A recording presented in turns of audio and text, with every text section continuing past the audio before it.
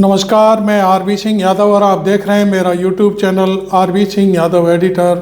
आज देर रात यह वीडियो बनाने के लिए एक बार हमें फिर आना पड़ा।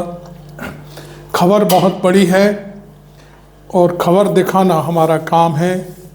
हम दर्शकों को खबर दिखाते रहें, यही हमारा पेशा है। और दर्शक अपनी लाइफ में हर खबर से अपडेट होते रहें, ये उनकी अपनी जो जिज्ञासा है वो। तो इसी के चलते हम इलाहाबाद हाई कोर्ट के जस्टिस जो शेखर यादव हैं उन पर बात करेंगे। तो सबसे पहले बड़ी खबर दिन भर की, 55 राज्यसभा के सदस्यों ने उनके खिलाफ इम्पीचमेंट महाअभियोग चलाने का एक जो प्रस्ताव है वो स्पीकर साहब को दे दिया है, जो सभापति हैं उनको। उस पर क्या कार्रवाई होगी वो तो बाद की बात है, लेकिन इम्पीचमेंट जैसा जो मसला है संसद में उठ जाए और उसमें ये कहा जाए कि इनको कुर्सी से हटाया जाए, बर्खास्त किया जाए, क्योंकि वो जज के रहने लायक नहीं है। तो एक तो ये खबर थी। दूसरी खबर हम आपको एक और बताते हैं, 3-4 खबरें हैं उनसे रिलेटेड। आज दिन में ही इलाहाबाद हाई कोर्ट का एक रोस्टर जारी हुआ है।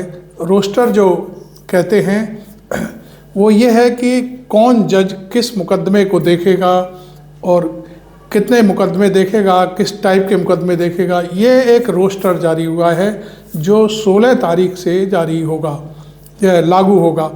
15 तक का रोस्टर पहले बन जाता है तो वो कल तक तो उस रोस्टर पे काम होगा, और उसके बाद जो 16 का रोस्टर है इलाहाबाद हाई कोर्ट का वो लागू हो जाएगा। और उसमें जो बड़ी बात निकल करके आई है वो ये है, इलाहाबाद हाई कोर्ट ने जस्टिस शेखर यादव को उस रोस्टर से पूरी तरह अलग कर दिया है। रोस्टर मीन्स अभी आपको मैं बता दूं कि जो उत्तर प्रदेश की जो अदालतें हैं, जो निजी नीचे की अदालतें हैं, जो जिला लेवल की होती हैं, जिला लेवल के जो फैसले होते हैं उनमें उनको लेकर के न्याय पाने के लिए लोग इलाहाबाद हाई कोर्ट जाते हैं। तो उन जो वो वाले जो फैसले जो याचिकाएं आती हैं, उन याचिकाओं की सुनवाई जस्टिस शेखर यादव नहीं करेंगे, उनको उस रोस्टर से हटा दिया है। ये बहुत बड़ी सज़ा है किसी एक जज के लिए। हालांकि वो घुमा फिरा करके लोगों से बात कर रहे हैं, कुछ शायद उन्होंने बीबीसी से बात करी तो उन्होंने कहा कि मेरे बयान को तोड़ मरोड़ कर छापा गया है, चलाया गया है। अब एक तरफ तो वो ये कह रहे हैं कि मेरे बयान को तोड़ मरोड़ के छापा गया है, वहीं एक पूर्व जस्टिस राजा राम यादव हैं कोई, जो शायद राजस्थान हाई कोर्ट में भी जज रहे हैं, वो पता नहीं क्या है, लेकिन उन्होंने एक किसी कार्यक्रम में, जो हिंदू संगठनों का एक कार्यक्रम हुआ है, उसमें पहुंच करके जस्टिस शेखर यादव के उस बयान का पूरी तरह से समर्थन किया है। अब राजा राम यादव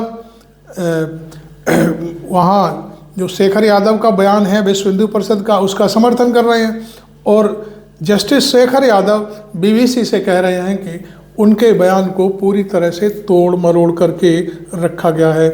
अब मैं आपको बता दूं, आपको मालूम है कि सुप्रीम कोर्ट ने, चीफ जस्टिस ऑफ इंडिया ने इस मामले को पहले ही संज्ञान ले लिया है और पूरी रिपोर्ट जो जस्टिस शेखर यादव की उस विश्व हिंदू परिषद के कार्यक्रम में जाने की रिपोर्ट थी उसको तलब कर लिया है।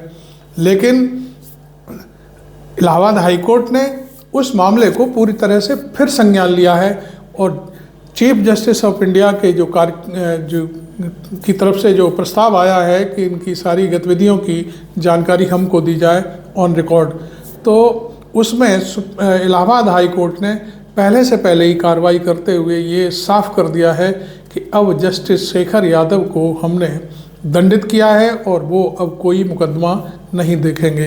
तो ये अपने आप में एक बहुत बड़ी सज़ा है। और मैं समझता हूँ कि जो कुछ लोग हैं जिनके नाम मैं पढ़ना भी नहीं चाहता, केवल एक राजा राम यादव हैं जो रिटायर्ड जस्टिस हैं इलाहाबाद हाई कोर्ट के ही, उन्होंने जो हिंदू जो संगठन है उनके कार्यक्रम में जा कर के जस्टिस शेखर यादव के उस बयान का समर्थन कर दिया है। वो समझते हैं कि उनके समर्थन करने से जस्टिस शेखर यादव बच जाएंगे, लेकिन ऐसा नहीं है। शायद जस्टिस शेखर यादव के साथ साथ राजा राम भी कोई न कोई पद लोलुपता के चक्कर में इस तरह की गतिविधियां कर रहे हैं, और वो भी शायद इसी टाइप के रहे होंगे। उनके भी जो फैसले हैं उनकी भी समीक्षा की जानी चाहिए कि उन्होंने जो फैसले लिखे वो संविधान के दायरे में लिखे, या जो सबसे बड़ा समुदाय है देश में हिंदुओं का, उस बहुसंख्यक हैं, उसके हिसाब से फैसले देते आए हैं। तो एक ये बात और सामने आ गई है कि आखिरकार राजा राम का कैरियर क्या है, तो उसकी भी शायद लोग समीक्षा करेंगे। वो एक आगे की कहानी में हम कभी अलग से बताएंगे, लेकिन आज जो कार्रवाई हुई है वो ये है कि जो राज्यसभा में सभापति जगदीप धनखड़ को 55 सांसदों ने एक हस्ताक्षर करके इम्पीचमेंट चलाने की जो शेखर यादव के खिलाफ प्रस्ताव दिया है, वो बहुत बड़ी बात है। और दूसरी बात हमने हाईकोर्ट की बता दी आपको कि उन्होंने उनके जो मुकदमा सुनने के जो अधिकार हैं वो छीन लिए हैं। इलाहाबाद हाईकोर्ट ने जो नया रोस्टर जारी किया है उसमें उनके कामकाज का भी बदलाव किया गया है। 16 दिसंबर से लागू होने वाले नए रोस्टर के अनुसार जस्टिस यादव अब निचली अदालतों से आने वाले मामलों के खिलाफ ही अपील को सुनेंगे। मैं अपने इस वीडियो में थोड़ी भूल सुधार करूंगा। शेखर यादव का जो कामकाज है उसको छांट दिया गया है, उनके जो पर्क निकल रहे थे उन्हें कतर दिया गया है। अब वो सुप्रीम कोर्ट के जैसे एक तरह पे हम ये कह सकते हैं कि जैसे वो अभी MA और BA की क्लास पढ़ाते हैं, लेकिन उनको अब ये कहा गया है कि नहीं, आप 10वीं और 8वीं 9वीं 5वीं 6वीं की क्लास को पढ़ाएंगे। तो जैसे जो नीचे की अदालतें हैं, अभी मैंने बताया था कि नीचे की अदालतों के केस सुनेंगे को भी नहीं सुनेंगे, इस तरह का था मेरा बयान, उसको आप सुधार कर लीजिए। तो अब वो डिस्ट्रिक्ट से जो फैसले जाते हैं, जो अपीलें जाती हैं, उन अपीलों को सुन पाएंगे। ऊपर के जो केस होते हैं उनको वो नहीं सुन सकते। ये बहुत बड़ी एक सज़ा है कि उनका जो कद है उसको रिवर्ट कर दिया गया है कि आप ऊपर जो हाई कोर्ट के जो बड़े बड़े फैसले होते हैं उनके सुनने के लायक नहीं हैं। आपको केवल जो डिस्ट्रिक्ट लेवल पर जो फैसले होते हैं, उनकी अपीलें जो आती हैं, उनको ही सुन पाएंगे। तो ये एक भूल सुधार था, मैंने आपको बताया। और अब देखते हैं आगे क्या क्या हुआ है। अब तक वही रेप के मामलों में बेल जैसे कई संवेदनशील मामलों की सुनवाई कर रहे थे, लेकिन अब अपील वाले केस पर ही विचार करेंगे।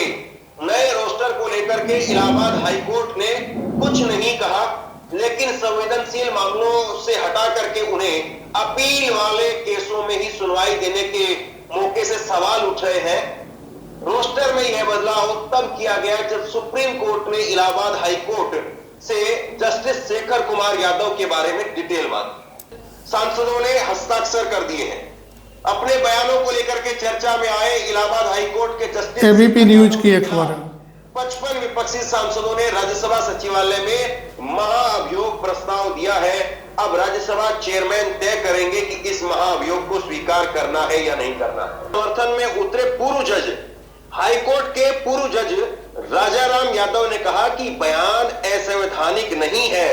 वकीलों के बारे में बार के वकीलों ने भी समर्थन कर दिया है कि जज द्वारा विधि प्रकोष्ठ की आयोजित संगोष्ठी में दिए गए भाषण के चुनिंदा अंश को प्रचारित किया जा रहा है, जबकि उनका पूरा भाषण सुना जाए तो उसमें से ऐसी कोई बात नहीं है जो आपत्तिजनक या असंवैधानिक हो।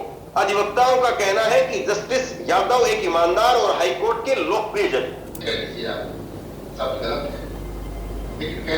नहीं, क्योंकि वो देश के लिए घातक है, बिगाड़ने वाले लोग हैं, जनता को भड़काने वाले लोग हैं, देश आगे न बढ़े इस प्रकार के लोग हैं, उनसे सावधान रहने की जरूरत है।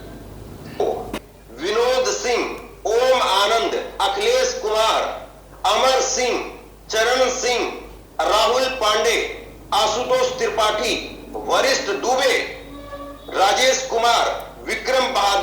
संजय कुमार, आशुतोष द्विवेदी, हरीश चंद्र पांडे, सब आपने देखा कुछ लोग जो शेखर यादव के भाषण पर ताली बजाने वहाँ पहुँचे थे, उनमें कुछ नाम हैं, वो हमने आपके सामने सुनवा दिए हैं। दूसरा, आपको एक चीज़ और मैं बता दूं कि जो बिहार के मंत्री हैं केंद्र सरकार में, वो तो खुलेआम जज को प्रमोशन कर रहे हैं कि नहीं उन्होंने सही बात कही है, ये बात कही है, और उसी के आधार पर ये बहस शुरू करा दी गई है कि शेखर यादव ने क्या गलत कहा है, सारी बातें सही हैं। और भारतीय जनता पार्टी के कुछ प्रकोष्ठ के लोग इधर उधर से लोगों को इकट्ठा करके झांसा दे करके शगुफे छोड़ करके अपने साथ लाने की कोशिश कर रहे हैं। लेकिन मैं समझता हूं कि शेखर यादव का अब बचना बड़ा मुश्किल काम है। उन्हें सज़ा ज़रूर मिलेगी, चूँकि इलाहाबाद हाई कोर्ट ने एक्शन ले लिया है, आपको मैंने बता दिया।